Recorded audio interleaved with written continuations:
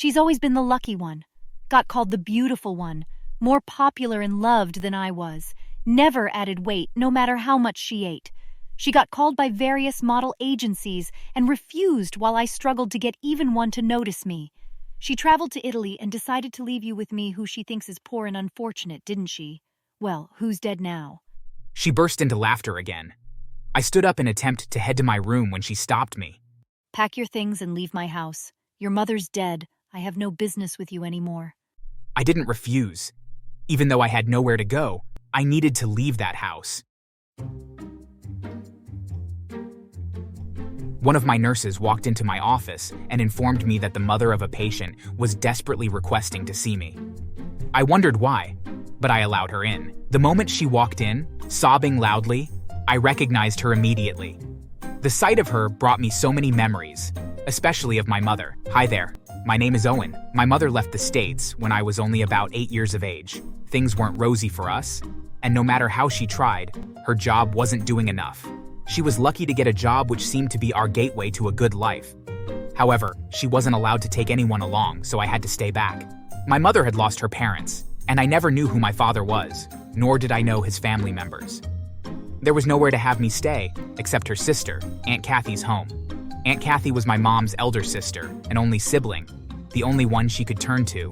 When she was told about my mother's wish for me to be with her until she could be permitted to be with me, she agreed without hesitation. According to her, Your child is mine too, Brenda. I'll take good care of him. my mother was relieved. She thanked her sister so much and promised to repay her more than she expected. I wasn't familiar with Aunt Kathy and her 3 kids, so all I did that day was sit quietly and listen to their conversation. Since she'd agreed, my mom began processing her departure. It was quite a hard period for me. I was used to being around her. The thought of having to be with others was quite hard to digest. However, my mom assured me that Aunt Kathy and her family were good people, and she was jealous knowing that I wouldn't think about her due to how good they'd be to me. The day my mother finally traveled was the day I was made to realize that I'd always think about her. I was made to sit in the living room without food or water from when my mother left me until midnight when she called to inform them about her arrival in Italy. I heard her ask to speak to me, but my aunt lied to her that I'd fallen asleep. He's been playing all day with the kids. You know how they are. I put them to bed after dinner. I was still clutching my box, and her kids were having dinner. How could she tell such a lie? I wondered. My mom hung up a few minutes later, promising to call the next morning. That night, I was made to go to bed on the cold floor in the living room without food, water, or even a bath. The next morning, my aunt and her husband made me do the dirty dishes, while her kids, who were all older than me, busied themselves with the television.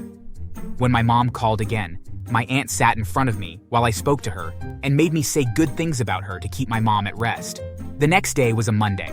I woke up early to prepare for school, only to get yelled at by my aunt to take my uniform off and go resume the chores. School? You shouldn't think about that anymore, boy. You have to work in my house for food. When your stupid mother brings some money, I can consider letting you return to school. I was devastated. I loved school. I always topped my class, which made all the teachers love me. The thought of having to be away from school destroyed me. After chores that morning, I crawled back into the small room I was given and cried my eyes out. At such young age, there was nothing I could do except cry. My aunt and uncle both left for their individual workplaces, leaving me all alone in the big house.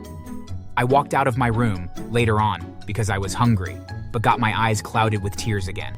The bowl contained the leftovers of my cousin's dinner. My little self sat on the floor, sobbing loudly and calling for my mother, who couldn't hear, even if I cried in my loudest voice. An hour later, when I got too tired, I got up and dug into the food. It tasted as though it was starting to get spoiled, but there was nothing else for me to eat, so I gobbled it all up. Life went on like that for me. When my mother began sending money, I was sent to a public junior school. 6 months later, my cousins had a change of school.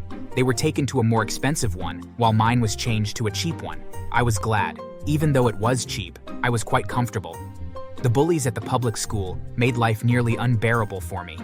My aunt and her family had a change of lifestyle. They were always going shopping and gave their kids everything they asked. They also refurbished their home and made it more beautiful. I thought her husband got a better job, but I was wrong. I would later come to discover that my mother's job paid her handsomely, and she regularly sent huge sums of money to my aunt for my upkeep. Rather than take care of me with it, my aunt lavished it on herself and her family. I was able to cope with everything that was happening. Once, my mother offered to start processing my documents to finally come stay with her.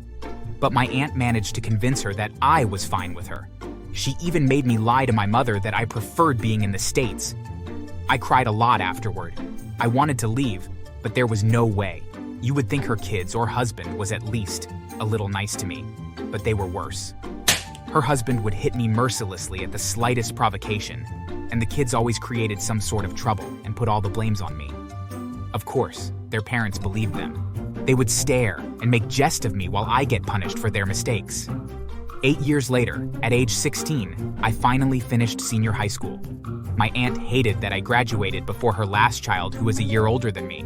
So she made me skip my graduation and made everyone believe that I was ill and couldn't move. When a few friends came over to visit, she had me lay in bed and pretend to be truly ill. She cried about not having money to take me to the hospital, and my friends were forced to contribute the amount she told them I needed before they left. I was utterly embarrassed.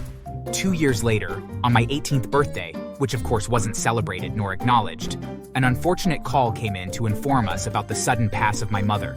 My aunt cried her eyes out over the phone, but once the call ended, she burst into a loud laughter. A mixture of pain, sadness, and anger coursed through my veins. Well, it took you long enough. I've been waiting for this all my life. She went on to say how she's hated my mom right from when she was born. Since my aunt experienced being an only child for 5 years, she wasn't happy when my mother was born. She took the love and attention from me, that wench. My whole body was quivering. I couldn't move. All I did was sit in the chair and listen to her in tears. I hadn't seen my mother since she left, only to hear about her death 10 years later. I was distraught. She's always been the lucky one. Got called the beautiful one. More popular and loved than I was. Never added weight, no matter how much she ate. She got called by various model agencies and refused while I struggled to get even one to notice me. She traveled to Italy and decided to leave you with me, who she thinks is poor and unfortunate, didn't she? Well, who's dead now? She burst into laughter again. I stood up in an attempt to head to my room when she stopped me. Pack your things and leave my house. Your mother's dead. I have no business with you anymore. I didn't refuse. Even though I had nowhere to go, I needed to leave that house. I dashed into the room, grabbed the little clothes I had and other important things, then left the house. I'd barely taken 5 steps away from the gate when a man suddenly stopped me. He asked if I was Owen. I nodded that I was. He asked about the name of my mother. It was weird, but I answered. The man pleaded that I come with him, and I did. At the restaurant he took me to, he explained to me that my mother had been sick for quite a while and had willed all of her properties to me. He revealed that he was her lawyer and had been searching for me. He was on his way to my aunt's house. I couldn't believe my ears. The man proved to be telling the truth when he produced evidence of his words, including a video of my late mother reading her will out loud. Through the lawyer's help, I was able to go to Italy and begin a fresh life. There was more than enough money for me to begin college to study my dream course, which was medicine. My mom also owned 2 mansions, so I loved in one and rented the second out. 7 years later, at age 25, I'd become a well-known, successful doctor who managed 2 hospitals of his own. Then one day at the hospital, I saw a woman crying in front of me.